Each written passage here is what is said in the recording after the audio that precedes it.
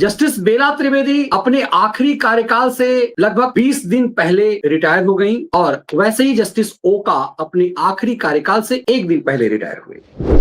भारत की सबसे बड़ी अदालत के जजों के पास 142 अनुच्छेद के मुताबिक जो अधिकार है, उस अधिकार के मुताबिक वो स्वतंत्र हैं कोई विशेष फैसले देने के लिए। सुप्रीम कोर्ट का चीफ जस्टिस, सुप्रीम कोर्ट का जज यदि इसलिए 142 अनुच्छेद का इस्तेमाल करने लगे तो इसका सम्मान नहीं हुआ प्रोटोकॉल के मुताबिक, तो फिर इस 142 का अधिकार जो संविधान ने उसे दिया है उसके मायने घृणित हो जाए।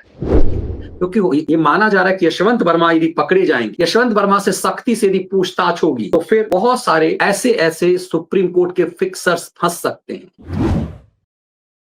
नमस्कार, कैसे हैं आप? देश की सबसे बड़ी अदालत से 2 जजों का रिटायरमेंट 3 दिनों के अंदर हुआ और उसमें से दोनों में से कोई भी अपने आखिरी कार्यकाल के दिन रिटायर नहीं हुआ।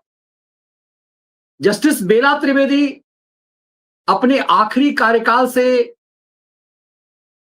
लगभग 20 दिन पहले रिटायर हो गईं और वैसे ही जस्टिस ओका अपने आखिरी कार्यकाल से 1 दिन पहले रिटायर हुए। दोनों में फर्क यह है कि दोनों को रिटायरमेंट के दिन बेला त्रिवेदी को इतिहास में पहली बार ऐसा हुआ कि सुप्रीम कोर्ट बार एसोसिएशन ने उन्हें सम्मान से विदाई नहीं दिया, अपमानित किया। लेकिन इन 3-4 दिनों में फर्क यह हो गया कि सुप्रीम कोर्ट के बार एसोसिएशन का अध्यक्ष बदल गया।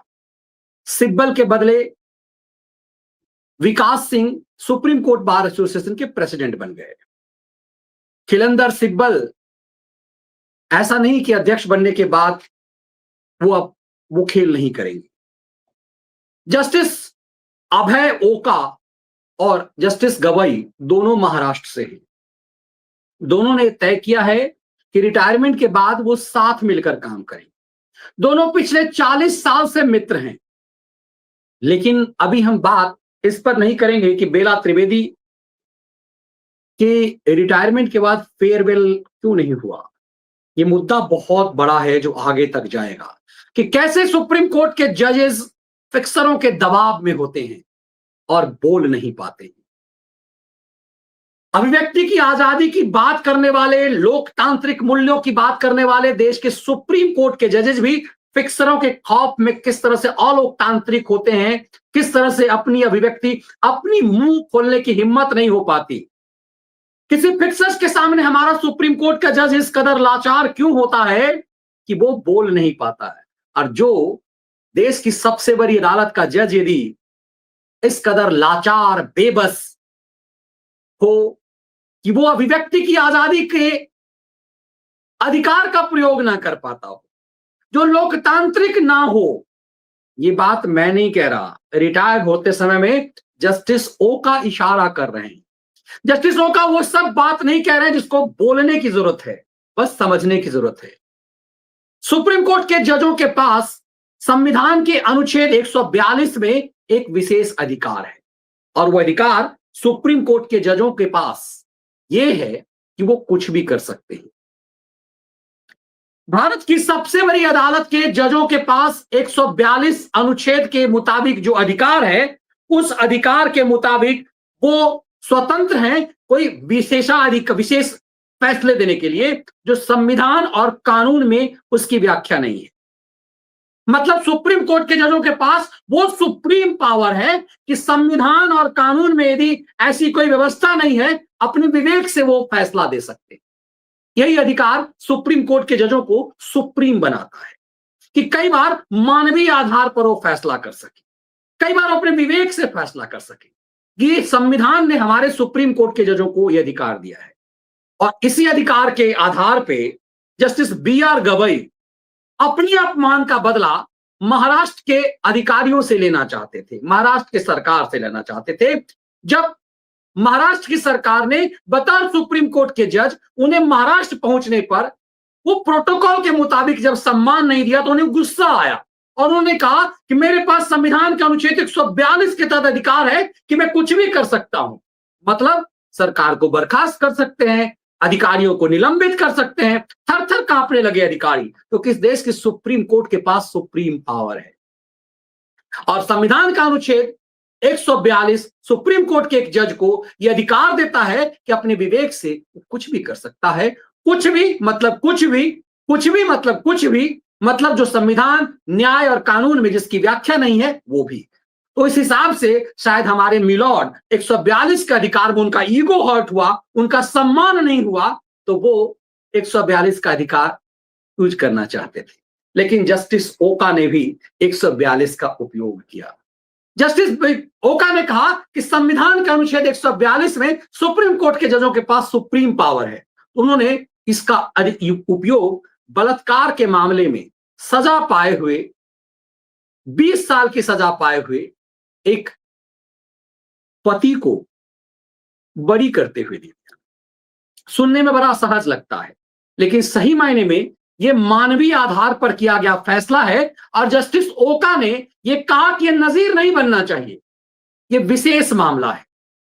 दरअसल 14 साल की एक नाबालिग लड़की का 2018 में शारीरिक संबंध 25 साल के एक युवक से हुआ। कानून के मुताबिक एक रेप है, क्योंकि बच्ची नाबालिग थी, इसलिए निचली अदालत ने उस युवक को जो 25 साल का था उसे 20 साल की सजा दी। हाईकोर्ट ने भी उसे दोषी माना और उसे सजा दी। सुप्रीम कोर्ट में जब यह मामला आया तो अपने कार्य दिवस के आखिरी दिन जस्टिस ओका ने मानवीय आधार पर यह फैसला सुनाते हुए कहा कि चूंकि युवती अब उसकी पत्नी है, युवती बच्चे की मां है, और जिस युवक ने उसके साथ ऐसा किया वो उसे बचाना चाहती है। अब ऐसी सजा देने से एक परिवार बिखर जाएगा, ये मानवीयता नहीं होगी।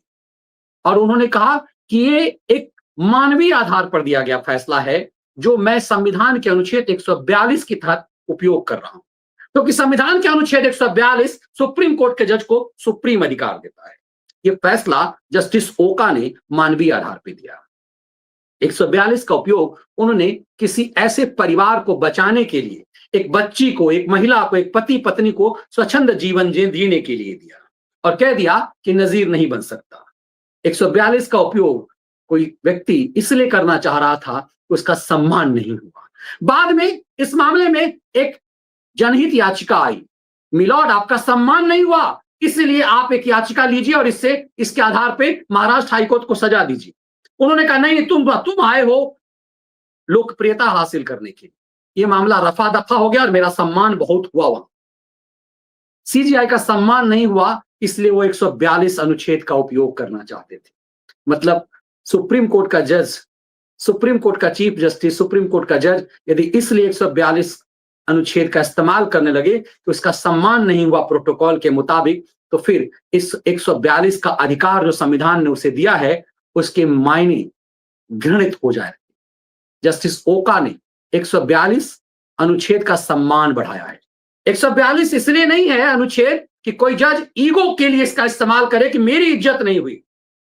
जजों को 142 का इस्तेमाल इसलिए करना चाहिए कि जब कोई यशवंत वर्मा सैकड़ों करोड़ रुपए के नोट की गड्डियां उसके घर में जलाया जाता है, तो वहां 142 का इस्तेमाल होना चाहिए, ताकि जिसके मुताबिक सुप्रीम कोर्ट के, हाई कोर्ट के किसी जज को एफआईआर करने का अधिकार नहीं है।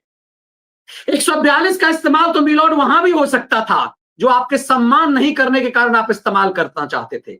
संविधान के अनुच्छेद 142 का इस्तेमाल हो सकता था किसी यशवंत वर्मा के घर में, जब नोटों की गड्डियां जली हुई मिली तो उस जगह पे 142 का इस्तेमाल होता और उसके ऊपर एफआईआर होता, लेकिन वहां नहीं हुआ। इसीलिए जब जस्टिस ओ का 142 का इस्तेमाल किसी मानवीय आधार पर करते हैं तो वो एक नजीर देते हैं। अब मैं क्यों कह रहा हूं जो ओका ने क्या कुछ किया। सुप्रीम कोर्ट ने रेप के केस में अनुच्छेद 142 के तहत दोषी को दी माफी और कहा पीड़िता ने अपराध नहीं माना। जो पीड़िता है उसी ने अपराध नहीं माना। किसी को लगेगा कानून के मुताबिक ही गलत हुआ, लेकिन देश या मानवता के आधार पर कोई व्यक्ति इस फैसले को गलत नहीं मानेगा। हर किसी को लगेगा ये मानवीय आधार पर सही फैसला है। युवक ने जिस लड़की से किया दुष्कर्म वही उसे बचाने पहुंची कोर्ट, पिघल गया जज साहब का दिल। सुप्रीम कोर्ट ने अनुच्छेद 142 में मिली विशेष शक्तियों का इस्तेमाल करते हुए दुष्कर्मी की सजा माफ कर दी। साथ ही कहा यह आगे के मामलों के लिए नजीर नहीं बनेगा। युवक जिस 14 साल की युवती से दुष्कर्म किया का गुनाहगार था, उसे बचाने के लिए युवती ने जान दे दी, क्योंकि अब उसका पति है। मामला क्या है? 14 साल की एक युवती का 2018 में दुष्कर्म हुआ था। उसे 20 साल की सजा उसकी पति को मिल गई थी। उसी ने बालिग होने के बाद, जब वो 4 साल बाद उस लड़की ने उससे शादी कर ली, 2022 में 18 साल होने पर उस लड़की ने उससे शादी कर ली, फिर उसकी एक बच्ची भी है। अब सुप्रीम कोर्ट ने 142 के अनुच्छेद का इस्तेमाल करते हुए कहा कि यदि हम उसे सजा देते हैं तो एक परिवार बिखर जाता है। ये एक ऐसा कोई अपराध नहीं है जिसके लिए 20 साल सजा दी जाए। इसे सुप्रीम कोर्ट ने दुष्कर्म के लिहाज से इसे सही नहीं माना और कहा कि हम 142 का इस्तेमाल करते हैं। मैंने इसीलिए चर्चा किया, 142 का इस्तेमाल जस्टिस ओका ने भी किया और 142 का इस्तेमाल कोई और जज भी करना चाहते थे जिन्हें सम्मान नहीं मिला। अब इस पूरे फेज को इस रूप में भी समझिए। जस्टिस अभय कुमार ओका शुक्रवार को रिटायर कर गए। शनिवार को उनका रिटायरमेंट था, लेकिन शनिवार को सुप्रीम कोर्ट की छुट्टी होती है, इसलिए शुक्रवार को सेरेमोनियल बेंच बैठा। उस सेरेमोनियल बेंच में ऐसा होता है कि सम्मानजनक तरीके चीफ जस्टिस के साथ वो बैठते हैं और चीफ जस्टिस का साथ जस्टिस ओका भी बैठे। कहा दोनों का 40 साल पुराना रिश्ता है, दोनों 40 साल से मित्र हैं, क्योंकि दोनों ने लॉ की पढ़ाई साथ की है और फिर सुप्रीम कोर्ट तक का सफर हुआ। नवंबर में सीजीआई गवई भी रिटायर हो जाएंगे और उसके बाद दोनों साथ मिलकर काम करेंगे। लेकिन जस्टिस ओका ने जो मैसेज दिया वो वहां बैठे हुए सीजीआई और दूसरे जजों के लिए नजीर था, एक मैसेज था। जस्टिस ओका ने कहा सीजीआई केंद्रित है सुप्रीम कोर्ट की व्यवस्था। बड़ा ऐसा लगता है आम आदमी को इससे कोई फर्क नहीं पड़ेगा इस फैसले से, लेकिन मैंने इस खबर को इसलिए उठाया कि सीजीआई केंद्रित है सुप्रीम कोर्ट की व्यवस्था, बड़े बदलाव की दरकार है, विदाई भाषण में जस्टिस ओका ने कहा। क्यों कहा इन्होंने? इस देश के सुप्रीम कोर्ट के चीफ जस्टिस के पास इतना पावर है कि सिर्फ वही किसी बेईमान को बचा सकता है। तो संविधान का अनुच्छेद 142 के मुताबिक तो किसे ये उम्मीद कर सकते थे कि जस्टिस यशवंत वर्मा जैसे लोगों को सजा दे करके नजीर पेश की जाती, क्योंकि यदि जुडिशियल कमेटी ने उन्हें दोषी माना उनके ऊपर कार्रवाई होता। लेकिन वहां संजीव खन्ना ने भी 142 का उपयोग नहीं किया और संजीव खन्ना के बाद उनके उत्तराधिकारी जस्टिस गवई ने भी 142 का इस्तेमाल नहीं किया। अब ओका कह रहे हैं कि ये सीजीआई केंद्रित है, मतलब सीजीआई को कुछ ज्यादा पावर दे दिया गया है कि वही चाहेगा तो एफआईआर होगा। लेकिन उन्होंने एफआईआर नहीं होने दी, क्योंकि ये माना जा रहा है कि यशवंत वर्मा यदि पकड़े जाएंगे, यशवंत वर्मा से सख्ती से यदि पूछताछ होगी, तो फिर बहुत सारे ऐसे सुप्रीम कोर्ट के फिक्सर्स फंस सकते हैं। इन्होंने कहा कि सीजीआई केंद्रित है। सीजीआई केंद्रित मतलब क्या हुआ? दरअसल ओका इशारा कर रहे हैं कि कोर्ट फिक्सर्स सिर्फ सीजीआई को ही सेट करते हैं। सुप्रीम कोर्ट के वरिष्ठ न्यायाधीश अभय एस ओका शनिवार को रिटायर हो रहे हैं। आज शुक्रवार को उनका अंतिम कार्य दिवस था। इस मौके पर सुप्रीम कोर्ट बार एसोसिएशन ने उनके सम्मान में विदाई समारोह का आयोजन किया। यह अलग बात है कि अब सुप्रीम कोर्ट बार एसोसिएशन काबिल वकील विकास सिंह की अगुवाई में है। Vikas Singh supreme court bar association के अध्यक्ष हैं और उनकी अगुवाई में सुप्रीम कोर्ट बार ने जस्टिस ओका का सम्मानजनक विदाई किया, जो आमतौर पे होता है। लेकिन सिब्बल के कार्यकाल में आखिरी विदाई जस्टिस बेला त्रिवेदी की थी। बेला त्रिवेदी को इसलिए विदाई नहीं दी क्योंकि बेला त्रिवेदी भ्रष्ट, बेईमान, उज्जट, बदमिजाज वकीलों को पसंद नहीं करती थी। तो कई बार उन्होंने वैसे वकील जो इस कोर्ट में भी उनका केस है दर्ज, 5 और कोर्ट में केस है और सिर्फ तारीख लेते थे, उन वकीलों पर सख्ती करती थी बेला त्रिवेदी। और जब बार एसोसिएशन पैरवी करने आता था बेला त्रिवेदी के पास, तो बेला त्रिवेदी उन्हें फटकार करके भगा देती थी कि मैं किसी बेईमान, किसी ऐसे चीजों का साथ नहीं दे सकती, अनैतिक चीजों का साथ नहीं दे सकती। तो दरअसल जो फिक्सर्स थे वो जजों के पास सेटिंग करते थे और उनकी चलने नहीं दी बेला त्रिवेदी। सुप्रीम कोर्ट का हर एक वकील जो ईमानदार है, सुप्रीम कोर्ट का हर एक वकील जो नैतिक है, वो बेला त्रिवेदी की इज्जत करता था। और हर वो वकील जो बेईमान है, हर वो वकील जो अनैतिक है, वो बेला त्रिवेदी की बुराई करता था, बुलेतवादी को पसंद नहीं करता था। तो कई ऐसे बेईमान फिक्सर्स टाइप वकीलों को बेला त्रिवेदी ने अपने कोर्ट रूम से बाहर कर दिया। यही वजह है कि उनका अपमानजनक विदाई हुआ। अब जस्टिस ओका कह रहे हैं कि सुप्रीम कोर्ट सीजीआई केंद्रित है। दरअसल वो आईना दिखा करके चले गए कि इस देश में सीजीआई क्या है। अब सोचिए, जब बेला त्रिवेदी का अपमानजनक विदाई हुआ तो सेरेमोनियल बेंच में बार एसोसिएशन का प्रेसिडेंट मौजूद था, लेकिन सीजीआई ने उसकी तारीफ की और कहा कि सिब्बल बहुत अच्छे हैं और जस्टिस बेला त्रिवेदी का यहां सम्मान करने चले आए। दरअसल सिब्बल जैसे लोग बड़े शातिर होते हैं। सेरेमोनियल बेंच में और भी 4-5 जज थे। यदि सिब्बल वहां नहीं जाते तो वो जज नाराज हो जाते, वो जज अपमानित महसूस करते, क्योंकि सिब्बल बार एसोसिएशन के प्रेसिडेंट थे। वही सिब्बल बतौर वकील बार का फंक्शन नहीं होने दिया, लेकिन सेरेमोनियल बेंच में गया। इसे कहते हैं चेक एंड बैलेंस करके सेटिंग करना। सीजीआई केंद्रित है सुप्रीम कोर्ट, ये बात जस्टिस ओका ने इसीलिए कही। ये बहुत गंभीर मामला है, समझने में बड़ा हल्का लगता है। दरअसल एक तरह से सरकार को एक मैसेज दे दिया गया है कि जस्टिस ओका कह रहे हैं कि सीजीआई केंद्रित नहीं होना चाहिए। इस वजह से बेईमान और भ्रष्ट जज अरबों रुपए की बोरियां अपने घर में जला देते हैं। और चूंकि जस्टिस यशवंत वर्मा का मामला मीडिया में आ गया, पैसे जले हुए सबूत मिल गए, वरना ऐसे ऐसे कई बार बोरियां जलती होंगी, ऐसे ऐसे कई बार बोरियों में जजों के घर में, एक दूसरे के घर में पैसे जाते होंगे। इसीलिए जस्टिस ओका ने जाते जाते कह दिया कि सीजीआई केंद्रित है। जस्टिस ओका यही नहीं रुके, जस्टिस ओका और बहुत कुछ कह गए। सुप्रीम कोर्ट से ज्यादा लोकतांत्रिक है हाई कोर्ट, सुप्रीम कोर्ट से ज्यादा लोकतांत्रिक है। मुझे लगता है कि एक ऐसी टिप्पणी है जो एकदम से गाल पर तमाचा है। जस्टिस ओका कह रहे हैं कि सुप्रीम कोर्ट में लोकतांत्रिक व्यवस्था कुछ है ही नहीं। अब सोचिए, जिस सुप्रीम कोर्ट में लोकतांत्रिक व्यवस्था यदि नहीं है, तो फिर वो सुप्रीम कोर्ट इस देश की लोकतांत्रिक व्यवस्था पर टिप्पणी, इस देश की लोकतांत्रिक व्यवस्था के लिए क्या कुछ कर पाएगा। जब सुप्रीम कोर्ट से रिटायर होने वाला एक वरिष्ठतम जज कह रहा है, ये कॉलेजियम में थे, मतलब सीनियर मोस्ट जो 5 जज होते हैं, उसमें जो कॉलेजियम में जज होते हैं, जस्टिस ओका भी उसमें थे। इनकी जगह पे अब जस्टिस नागरत्ना आ गई। नागरत्ना देश के इतिहास में पहली बार महिला चीफ जस्टिस होंगी।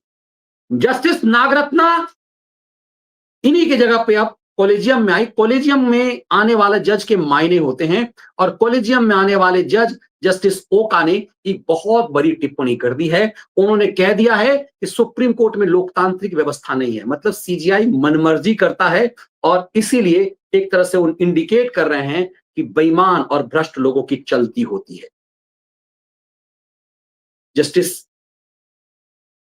ओक जो हैं, एक मैसेज उन्होंने दिया, और इस मैसेज से मुझे लगता है बहुत कुछ सीखने की जरूरत है। इस देश में जो कॉलेजियम सिस्टम के खात्मे की बात की जा रही है, उसमें उन्होंने एक नई नजीर पेश की है। हम सब ये उम्मीद करते हैं कि आने वाले समय में जिस तरह से सुप्रीम कोर्ट के ऊपर से, इस जुडिशियल सिस्टम के ऊपर से जिस तरह से नकाब उतर रहा है, ये जुडिशियल रिफॉर्म जरूर आएगा। जब सुप्रीम कोर्ट से रिटायर होने वाला एक वरिष्ठतम जज, कॉलेजियम सिस्टम में रहने वाला जज ही यदि ये कहता है कि सुप्रीम कोर्ट में लोकतांत्रिक व्यवस्था नहीं है, सुप्रीम कोर्ट में सीजीआई बेसिस व्यवस्था है, इसका मतलब है कि सुप्रीम कोर्ट के अंदर जो गंदगी है, जो न्यायिक व्यवस्था में गंदगी है, उसे साफ किए जाने की जरूरत है। एक गंदी व्यवस्था से इंसाफ की उम्मीद नहीं की जा सकती है। मुझे लगता है जाते जाते जस्टिस ओक ने जो बात कही है, उसकी चर्चा कहीं नहीं होगी, उसके मायने आम आदमी को समझ में नहीं आएगा। इसीलिए से मैं इसके मायने मैंने समझने और समझाने की कोशिश की है। यदि आपको इस विश्लेषण के मायने समझ आए होंगे, इस वीडियो को ज्यादा से ज्यादा लोगों के सामने साझा कीजिए। जय हिंद, वंदे मातरम।